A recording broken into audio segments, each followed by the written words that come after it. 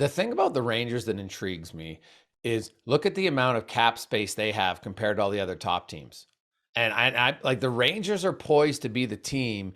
If there's a player that financially like they can, other teams might, well, geez, you're gonna have to keep half. We'll have to give you an extra pick or something like that, whatever. But the Rangers have the opportunity. They could make multiple deals if they wanted to, because they're one of the few teams that has any legit cap space. I think they will make multiple deals. Yeah. That And they they got also have a Shesterkin. lot of tradable assets. Yeah. And they got They've got Shesterkin, Frank. they've got their picks, they've got young players, they've got prospects, they've got a backup goalie that a lot of teams view as a starter. Like they've also got dead cap money that's coming off the books this year. Like they're gonna have even more cap space in the summer. Yes. I know they're shaping up quite Hey, well. Jeff Gorton, you did pretty good.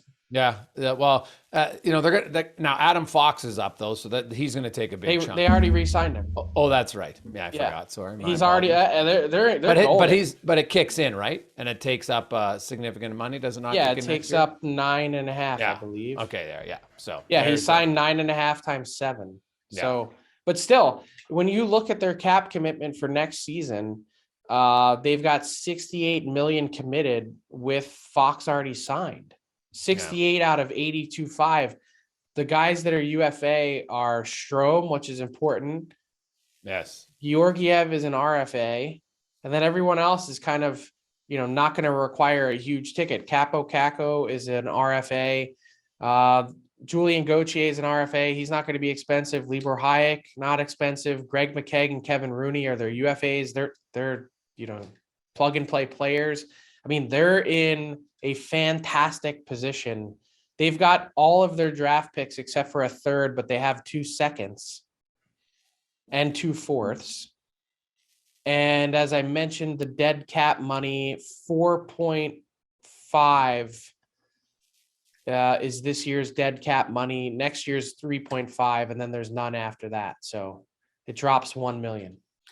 Yeah, Georgiev is when you look at a young goalie that a lot of people are high on. Talk to Kevin Woodley from InGoal Magazine. Lots of the goalie guys are quite high on him. I like that's a perfect trade piece, Frank. Like you look and say, hey, we can get a good backup, but we don't need like Shesterkin. I think has proven he's a legit starter. I don't think there's much doubt about that. So and he's signed to an awesome contract. Yes.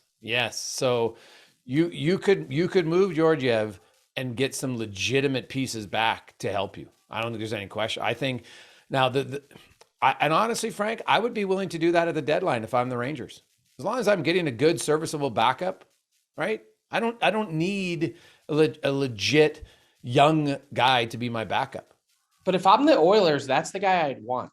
Well, 100%. But what does Edmonton have? That's you look at what does Edmonton have that the Rangers will want, right? That's the challenge. Like, I guess yes, a Puljujärvi maybe, but Evan Bouchard and Edmonton's not really in a position to trade him. The other guys that Edmonton's best tradable pieces are all young. The Rangers are entering win now. They're going to want veterans, guys who are proven. So I'm not sure, because trust me, I've looked at it and I don't. Would you trade the Oilers' first round pick for Georgiev?